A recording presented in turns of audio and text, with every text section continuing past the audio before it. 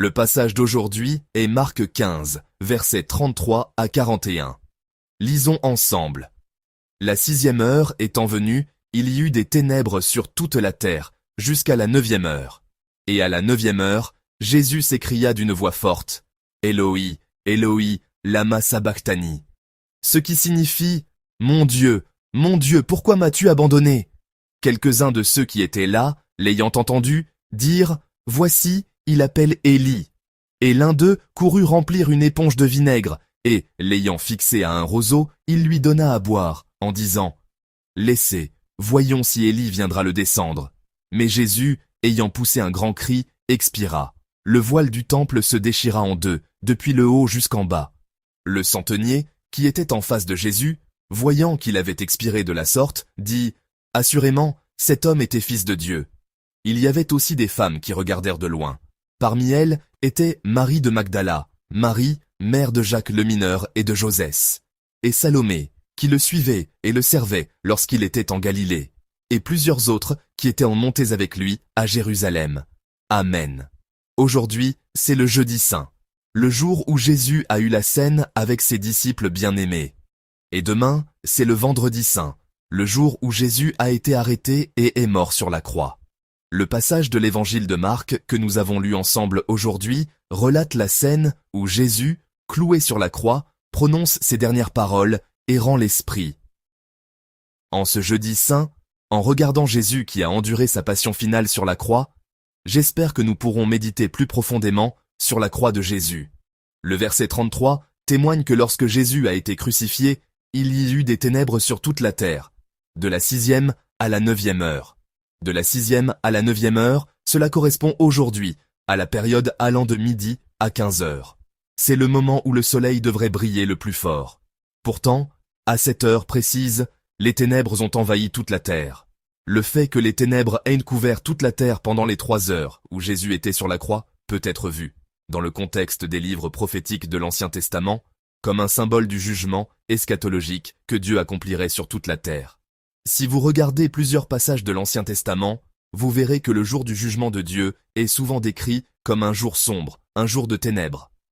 En particulier, le livre de Joël décrit le jour du jugement de l'Éternel avec des expressions telles qu'un jour de ténèbres et d'obscurité, un jour de nuée et de brouillard, et un jour où le soleil et la lune s'obscurciront et les étoiles retireront leur éclat. Le passage décrit ainsi la crucifixion de Jésus comme un jugement. Pourquoi la crucifixion de Jésus est-elle un jour de jugement? La crucifixion de Jésus n'est pas la mort d'un simple individu nommé Jésus. Jésus est mort sur la croix en portant à leur place les péchés de ceux qui l'ont crucifié et de toute l'humanité. Jésus est mort sur la croix pour recevoir de Dieu toute la malédiction et tout le jugement que l'humanité entière méritait.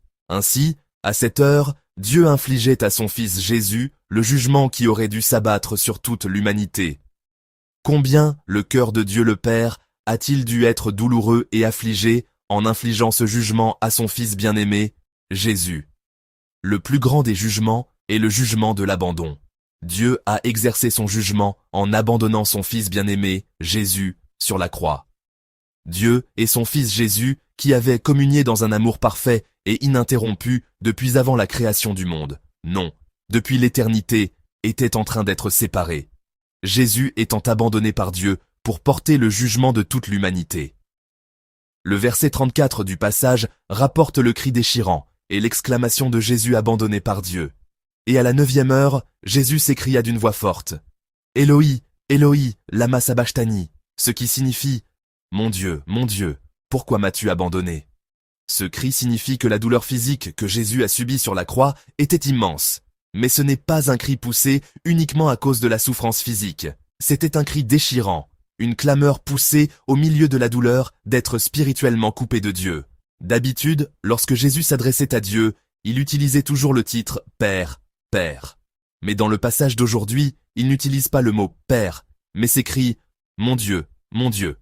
Le fait que Jésus utilise le titre « Dieu » au lieu de « Père » sur la croix signifie qu'en tant que fils de Dieu, il ne ressentait aucune familiarité, intimité, paix ou sécurité dans sa relation avec Dieu. Privé de toute relation en tant que fils de Dieu, Jésus crie simplement « Dieu, Dieu ». Dans cette expression, Dieu nous pouvons voir l'image de Jésus, non pas comme le Fils, mais comme l'agneau sacrificiel attendant le verdict du juge, Dieu. Les gens qui observaient la scène à proximité ont mal compris, pensant que Jésus appelait Élie pour qu'il le sauve de la croix.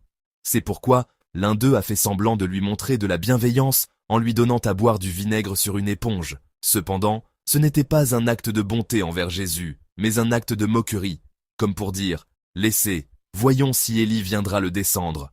Jésus a alors poussé un grand cri et a expiré. Le verset 38 décrit la situation au moment où Jésus a expiré. Il est dit que le voile du temple de Jérusalem se déchira en deux, depuis le haut jusqu'en bas. Le voile du temple séparait le lieu saint du lieu très saint. Ce voile était comme une ligne de démarcation séparant le Dieu saint de l'humanité pécheresse.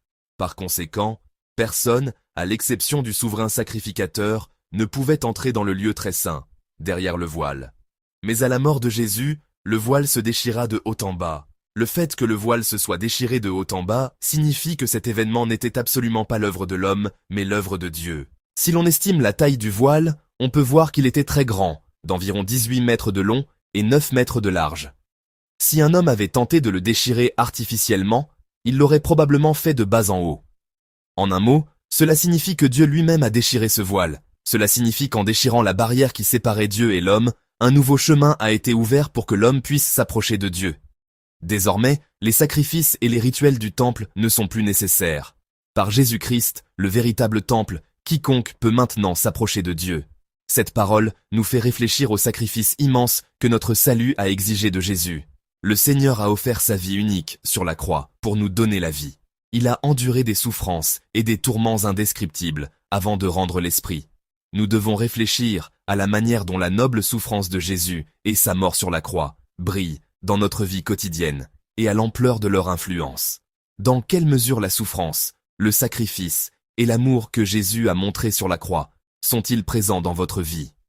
Quelle influence le sacrifice de Jésus a-t-il sur notre vie et quelle place occupe-t-il? Grâce au sacrifice de Jésus, quiconque peut désormais s'approcher de Dieu avec assurance. N'est-ce pas une chose merveilleuse et émouvante que nous, pécheurs, puissions nous approcher du Dieu saint, le rencontrer et le voir? Avec quelle préciosité vivez-vous cette réalité? Le fait de pouvoir voir Dieu n'est pas une chose qui va de soi. C'est par le sacrifice de Jésus que nous pouvons nous approcher de Dieu.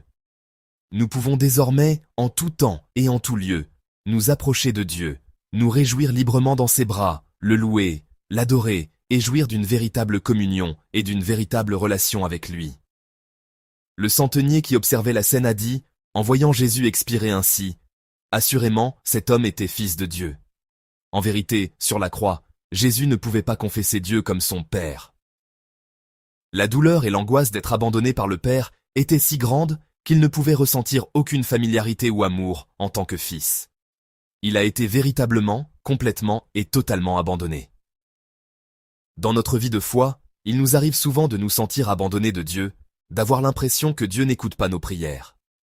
Il y a des moments où nous prions sans recevoir de réponse, où nous avons le sentiment que Dieu nous laisse seuls dans notre souffrance et notre douleur, qu'il nous ignore. Il nous arrive de penser, Dieu m'a-t-il vraiment abandonné? A-t-il détourné son visage de moi? Lorsque nous sommes confrontés à de telles situations, c'est très pénible et douloureux. Dans ces moments-là, comment avez-vous agi? Comment avez-vous surmonté cette situation? Qu'a fait Jésus?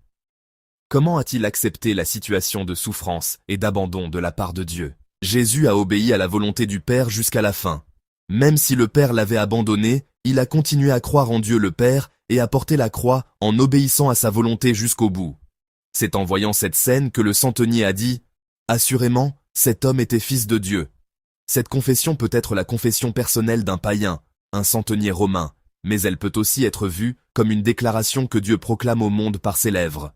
Lorsque Jésus a commencé son ministère public et a été baptisé en obéissance à la volonté du Père, quelle voix s'est fait entendre du ciel?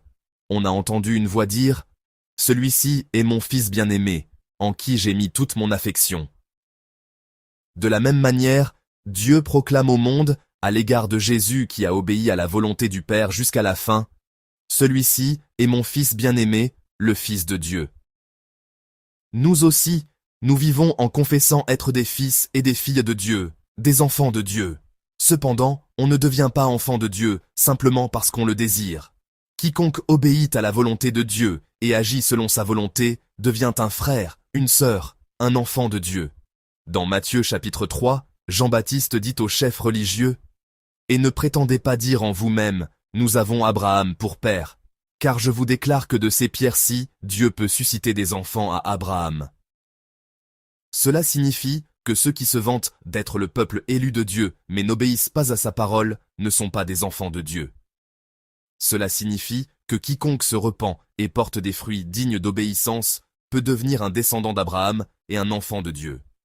Dieu proclame à Jésus, qui lui a fait confiance et lui a obéi jusqu'à la fin au milieu de grandes souffrances, « Tu es mon fils bien-aimé. » Oui, le secret pour devenir de vrais enfants de Dieu est de faire confiance à la volonté du Père jusqu'à la fin et d'obéir à sa parole, même au milieu des épreuves et des souffrances, même dans le désespoir d'avoir l'impression d'être ignoré de Dieu. Même si nous ne pouvons pas comprendre ou mesurer avec notre pensée et notre raison, lorsque nous faisons confiance à la bonté de Dieu et obéissons à sa parole, Dieu nous louera. Il dira « Tu es mon enfant bien-aimé, celui en qui je prends plaisir. » Et en voyant notre vie fidèle, obéissant ainsi à la volonté de Dieu, les gens du monde diront « Ceux-là sont vraiment les fils de Dieu. » À travers eux, nous pouvons voir qui est Dieu. Aujourd'hui, alors que nous avançons dans la Semaine Sainte, je vous prie ardemment de vivre une vie d'obéissance à la volonté de Dieu, en toutes circonstances, comme Jésus. Dieu nous louera et nous encouragera lorsque nous ferons confiance à sa bonté et obéirons à sa parole, même au milieu des dures épreuves et de la douleur. Et à travers notre exemple, le monde verra le Seigneur. Je vous prie ardemment de vivre cette journée avec cette foi.